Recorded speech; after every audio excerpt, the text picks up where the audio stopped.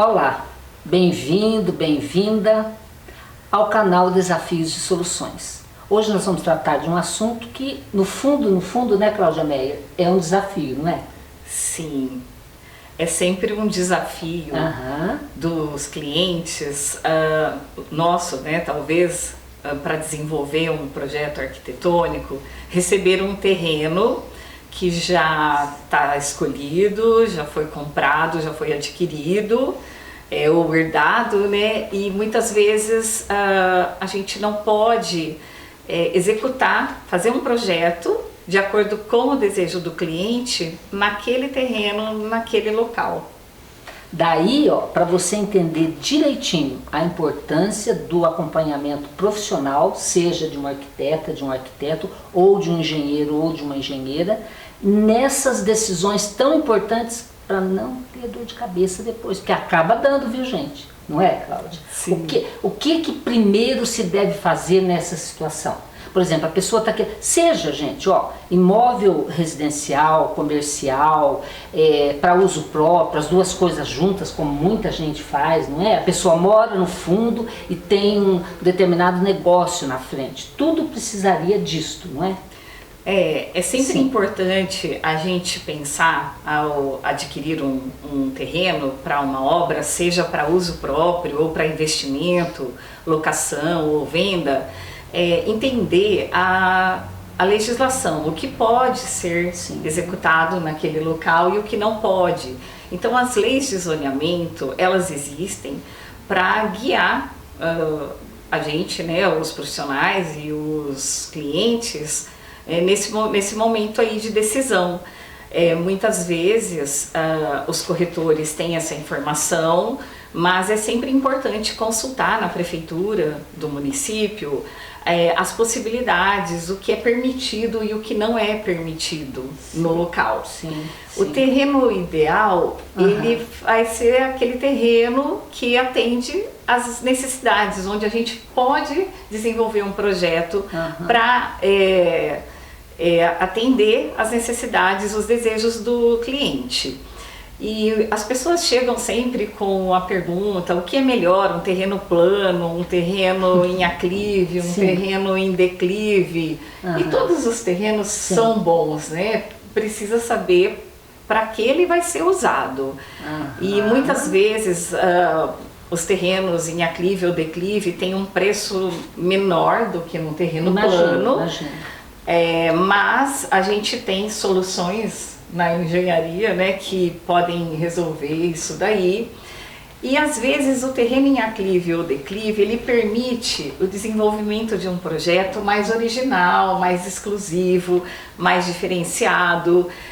Nós temos a questão tanto de insolação, de ventilação natural e também da paisagem, né, de como, do contexto desse terreno, se a gente tem uma área de preservação, se tem uma paisagem bonita ao redor. Mas tudo isso, de alguma maneira, vai somando ao que se tem que fazer, não, né? Sim, né? Então, a pesquisar sobre as condições do local, sondagem do tipo de solo, para direcionar o projeto estrutural, para a gente tomar partido dos benefícios, né, daquele local, para desenvolver um projeto original, exclusivo para aquele O que você diria, assim, de um passo a passo para quem está nos vendo entender direitinho? Por exemplo, está junto com você, qual a primeira coisa que você pede para o cliente observar ou você pesquisa sobre? Eu acho que é sempre importante pesquisar o entorno,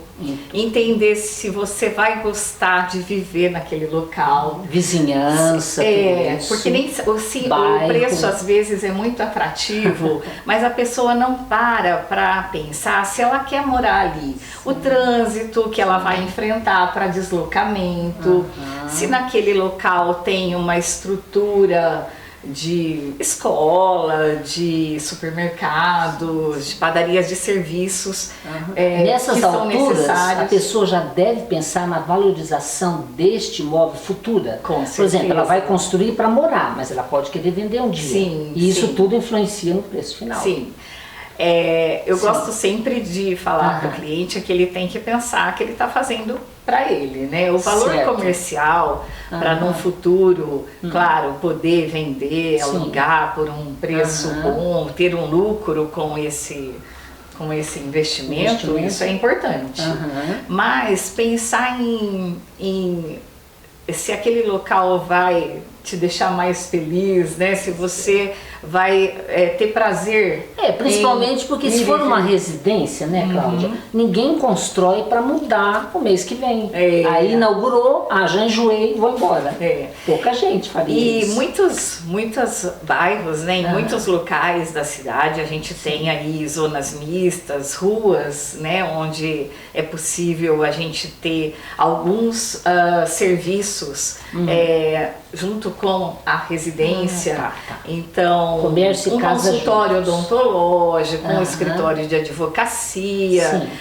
Na lei de zoneamento, a gente consegue consultar com o número de registro que tem no carnê do IPTU, a gente consegue ali, online, consultar para saber o que pode e o que não pode ser feito exatamente ali. Exatamente. Que profissão você pode exercer naquele local ou não pode, Nossa, né? Eu nem imaginava que fosse possível. E qual a porcentagem de terreno, da área do terreno, que você pode destinar para esse uso comercial.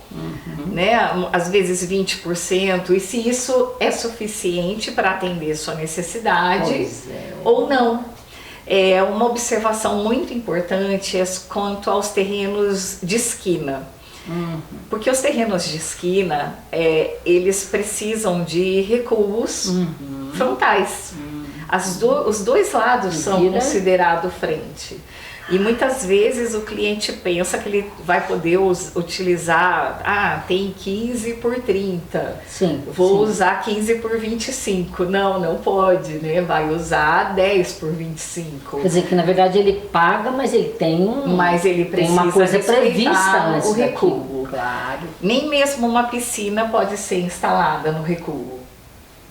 A piscina também precisa obedecer à área de recuo.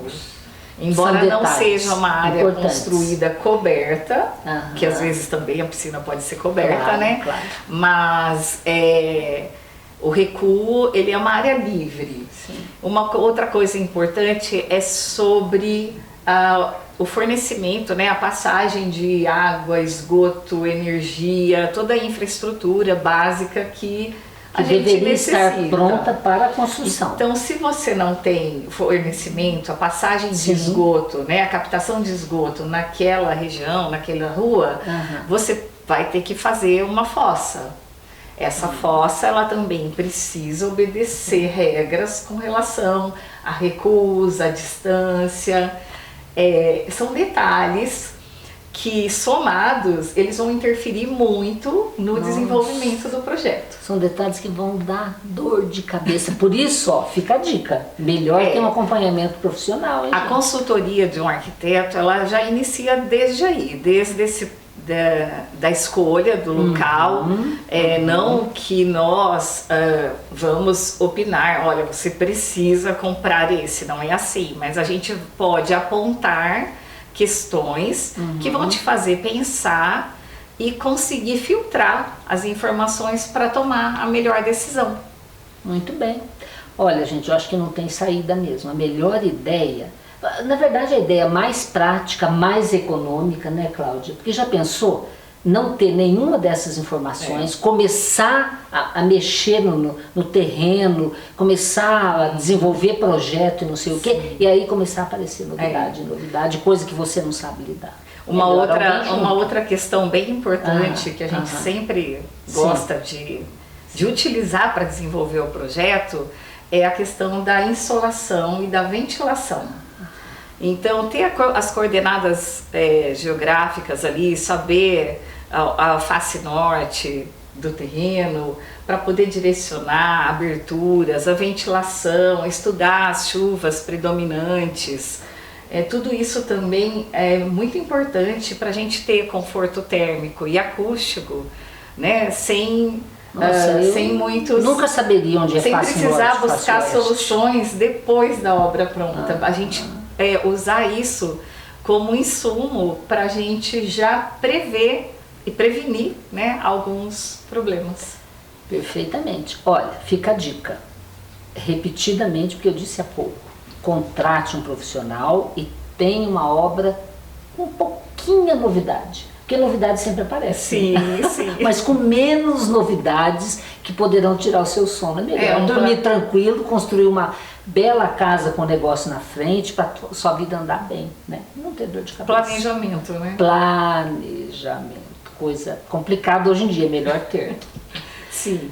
Muito obrigada pela atenção, tá? Acompanhe a gente nos próximos vídeos. E esse assunto, olha, nós tivemos aqui a visão da arquiteta, Cláudia Meyer. Agora, em seguida, você poderá ver nos nossos canais, nas redes e também no YouTube, a opinião da engenheira Rosângela Nader. Tá bom? Fique com a gente. Se inscreva no nosso canal. Até!